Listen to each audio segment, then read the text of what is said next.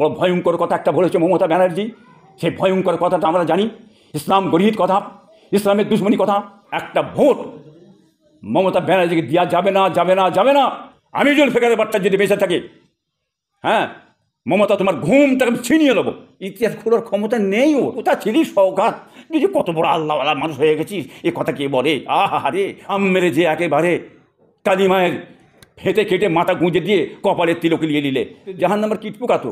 হ্যাঁ, তুই মরে গেলে তোকে তো জানাজার নামাজ পড়বে কে? আমাদের মুখ তুই বন্ধ করতে পারবি না। ভাইপোর ঘরে ফুরফরসি পুলিশকে দিয়ে পেরিয়েছিলিস এখানে গুন্ডামি করতে। জবাব বাংলার মানুষ দিতে শুরু করে দিয়েছে। মরণের আগে অবধি শওকত মোল্লা খাতা খুলবে না। ইতিহাস খোলার ক্ষমতা নেই ওর। কেন খুলতে গেলে ও যে সর্বনাশ, যে বড় ক্রিমিনাল, কী সর্বনাশ করেছে, কত মানুষের জমি জায়গা লুট দারাজ করে রেখেছে এবং জোর করে নিয়ে রেখেছে এবং বিভিন্ন জায়গায় ঘর বাড়ি সব করে রেখেছে, কি বুঝলেন?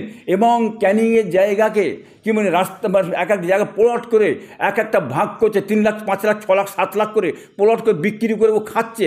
এই সমস্ত জিনিস সরকারি মাল লুট করে খাচ্ছে, এটা সবাই তো জানে, কিন্তু সরকার হাত দেবে না। এই মমতা ব্যানার্জি হাত দেবে না, জেনেও হাত দেবে না। কারণ কি, জানলে করতে গেলেই আমার গদি চলে যাবে।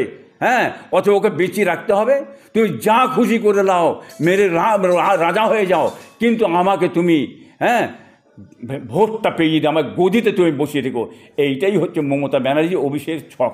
এই ছক আমরা জানি। অতএব বেশি দিন নয়, বাংলার মানুষ সচেতন হন, এলাকার মানুষ সচেতন, ক্যানিংয়ের মানুষ সচেতন হয়।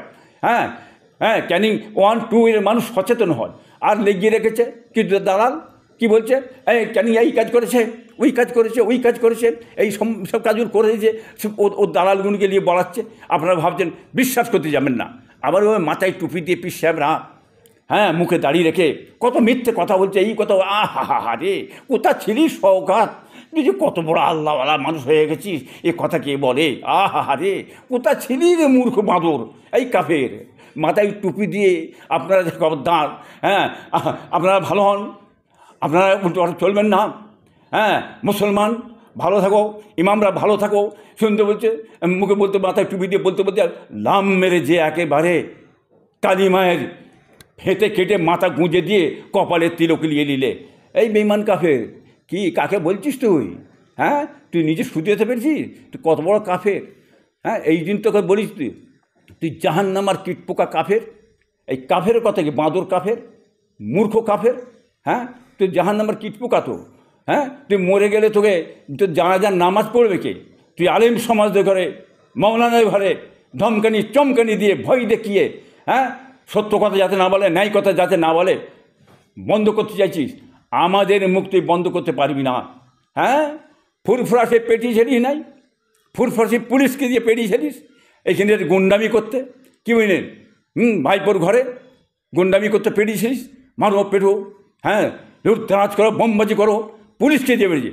পুলিশও ঠাড়া বুঝতে পেরেছে মহামান্য মুখ্যমন্ত্রী সাহেব কী কাজ করেছেন সেটা আমরা জানিনি। আমরা জানি, বলেছিলেন আমি ওই সময়, আজ কত বছর আগে, 4-5 বছর আগে বলেছিলেন, আমি জুলফিকারের বাচ্চা যদি বেঁচে থাকি, মমতা তোমার ঘুমটাকে আমি ছিনিয়ে নেবো। ইনশাল্লাহ শকর করে বলছি আল্লাহ, এখন তোমার ঘুম আমি ছিনিয়ে নিছি এবং তোমার শওকত মোল্লার ঘুম ছিনিয়ে দিছি। ওকে আমি বকিয়ে চেঁচিয়ে ওকে সাইজ করে ফেলবো। ওকে বলতেই হবে আমাদের বিষয়ে, ওর ঘাড়কে বলতে হবে, ওর 14 পুরুষকে আমাদের দুর্নাম বদনাম করতে হবে। তা নয় শওকত মোল্লার বাঁচার কোনো উপায় নেই। চ্যালেঞ্জ করে বললো, ওর পীর সাহেবদের দুর্নাম বদনাম করো, না করলেও বাঁচতে পারবে না। আমি কথা বলি, আর আইএসএফের জেকের তুমি করো, প্রত্যেক দিন সকালে দুপুরে বিকেলে, সকালে দুপুরে বিকেলে 3টে টাইম আইএসএফ। দেখতে পেতেন না? বামেদের ঘরে কবর দিয়ে দিয়েছিলে বলেছিলে, চিল্লে বলেছিলে যে বামেদের ঘরে নিয়ে উঠে খেয়েছো, তোলাবাজি শেষ করেছো, তোমরা বলেছিলে না? বামেদের ঘরে কি বলেছিলে? কবরে পেটিয়ে দিচ্ছি। মূর্খ বাঁদর, কবরে কি পাঠাবি? বামেদের ঘরে কবরে পাঠাবার ক্ষমতা পৃথিবীর নেই। চ্যালেঞ্জ করে বলছি। তারা জেগে শুয়েছিল চুম্মরে, কবরে চুম্মরে জেগে শুয়েছিল।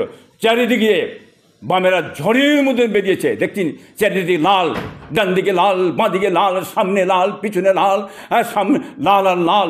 চোখে এখন তোমার দিদিমণি খালি লাল দেখছে, আর তুমিও দেখছো লাল। আমার সকালে দুপুরে বিকেলে আইএসএফ আইএসএফ আইএসএফ জেকের করছো, এই জেকের না করলে তোদের হার্ট ব্লক হয়ে যাবে, হার্ট ব্লক হয়ে যাবে। হ্যাঁ, অতএব জবাব বাংলার মানুষ দিতে শুরু করে দিয়েছে। ভোট মানুষ দেবে তো, অন্যায়কে মানুষ বরদাস্ত করবে না, অন্যায়ের বিরুদ্ধে ভোট দেবে। কি বুঝলেন? এই রোকার ক্ষমতা নেই এ তোলাবাজি গুন্ডামি চুরি করে যেভাবে জিতে আসছে, তোলাবাজি গুন্ডামি চুরি করে প্রশাসন দিয়ে গুন্ডা দিয়ে চুরি করা সে উপায় নেই। নিশ্চিত ভোট হলে, সচ্ছল ভোট হলে কিছুই থাকবে না। এত বড় ভয়ঙ্কর কথা একটা বলেছে মমতা ব্যানার্জি, সেই ভয়ঙ্কর কথাটা আমরা জানি। ইসলাম গরিহিত কথা, ইসলামের দুশ্মনী কথা, মুসলমান জাতির দুশ্মনী কথা, মুসলমান জাতকে শেষ করে দেওয়ার কথা। কি বলেছে? অকাপ সম্পদ নিয়ে যদি কেউ প্রতিবাদ করে, আমার চেয়ে দুশ্মন কেউ হবে না। আজকে বলুন, পশ্চিমবাংলার মুসলমান ভাইরা ও তো নিজেই বলছে আমার চেয়ে দুশ্মন কেউ হবে না। তাহলে মুসলমানদের দুশ্মন কে? মুসলমানদের দুশ্মন মমতা ব্যানার্জি। মাসার দুশ্মন কে? মমতা ব্যানার্জি।